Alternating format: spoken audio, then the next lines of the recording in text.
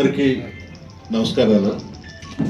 ఈరోజు రాష్ట్రమంతటా నగర పంచాయతీలు, కార్పొరేషన్స్కి deputy mayors, vice chairmans elections జరిగాయి.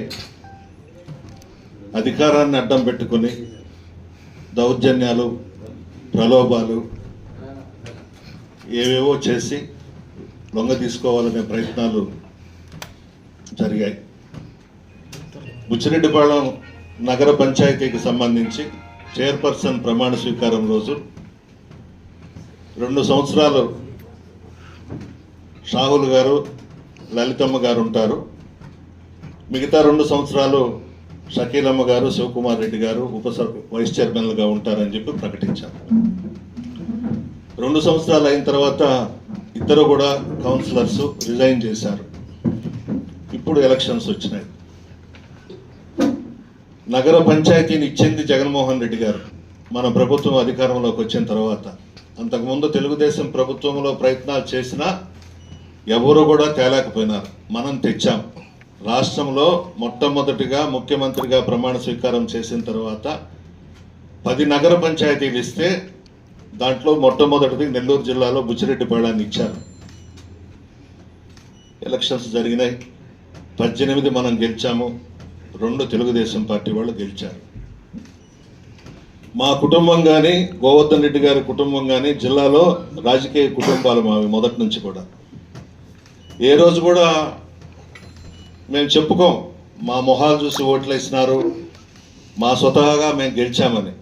జగన్మోహన్ రెడ్డి గారి బొమ్మ పెట్టుకొని మేము గెలిచాము ఎలక్షన్స్లో. ఆయన బొమ్మను చూసే మాకు ఓట్లు వేశారు. అదేవిధంగా బుచ్చిరెడ్డిపాళెం నగర పంచాయతీలో కౌన్సిలర్స్ను కానీ అందరినీ కూడా జగన్మోహన్ రెడ్డి గారి బొమ్మ చూసి, ఫ్యాన్ గుర్తు చూసి ప్రజలు ఓట్లేశారు. అధికారం వస్తుంటుంది, పోతుంటుంది. అధికారం పోతానే అధికార పార్టీ వాళ్ళ వైపు పరిగెత్తడం అనేది చాలా దారుణమైనటువంటి విషయం. ఏం తప్పు చేశాం మిమ్మల్ని అని అడుగుతున్నా. బుచ్చిరెడ్డిపాళెంలో గెలిచిన కౌన్సిలర్స్ని ఏం అన్యాయం చేశాం మీకు అని అడుగుతున్నా. నా కుటుంబ సభ్యుల్లాగా చూసుకున్నాను, అన్నదమ్ముల్లాగా చూసుకున్నాను, అక్క చెల్లెళ్ళలాగా చూసుకున్నాను.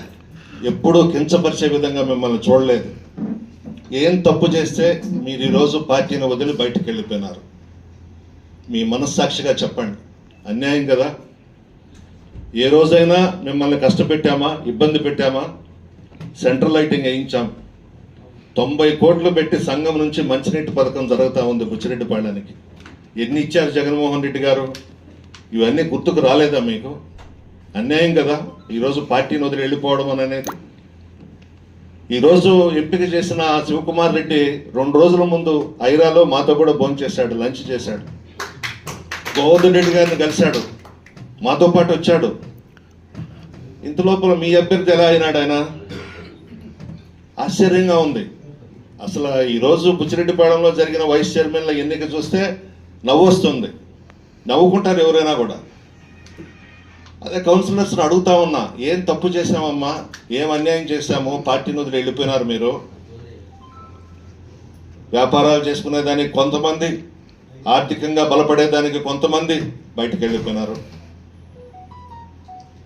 ఇక్కడున్నే గౌరవం మీకు దక్కుతుందా అక్కడ అని అడుగుతున్నా నేను. ఆడ గేట్ల బయట నిలబడాల్సిందే కదా. అదే జరుగుతుంది కదా ఈరోజు తెలుగుదేశం పార్టీ నాయకులకి, కార్యకర్తలకి. ఇక్కడున్న గౌరవం మీకు లభిస్తుందా అని అడుగుతున్నా. ఈరోజు ప్రలోభాలకి లొంగకుండా మా 6 కౌన్సిలర్స్ నా ప్రక్కన, గోవర్ధన్ అన్న ప్రక్కన కూర్చున్న వాళ్ళు పాదాలకి నమస్కరిస్తా ఉన్నా, వాళ్ళ నిజాయితీకి నమస్కరిస్తా ఉన్నా. 4 రోజుల నుంచి వాళ్ళ ఇళ్ల చుట్టూ తిరుగుతూ ఎన్ని ప్రలోభాలు పెట్టినా మేము రాము, మేము జగన్మోహన్ రెడ్డి గారితోనే ఉంటాము అని చెప్పారు. ఓడిపోతామని తెలిసినా ఈరోజు ఎలక్షన్స్లో పోటీకి పెట్టాం. మా ప్రమీలక్కని పెట్టాం, యానాది రెడ్డి అన్నను పెట్టాం. భవిష్యత్తులో నేను, గోవర్ధన్ అన్న, మా పార్టీ నాయకులు, కార్యకర్తలు అందరం కూడా ఈ 6 కౌన్సిలర్స్కి అండగా ఉంటాం. జగన్మోహన్ రెడ్డి గారి దృష్టికి తీసుకువెళ్ళి భవిష్యత్తులో మంచి పదవులు వచ్చే విధంగా కూడా చేస్తామని చెప్పి నేను హామీ ఇస్తా ఉన్నా. ఏదేమైనా ప్రజలకు వదిలేస్తాం. బుచ్చిరెడ్డిపాళెం నగర ప్రజలకు వదిలేస్తాం. ఈరోజు వీళ్ళు చేసిన తప్పులు, వెళ్ళిన కౌన్సిలర్స్, చైర్పర్సన్ మనం పంపించలేదు, వాళ్ళే వెళ్ళిపోయినారు, వాళ్ళ విజ్ఞతకే వదిలేస్తాం.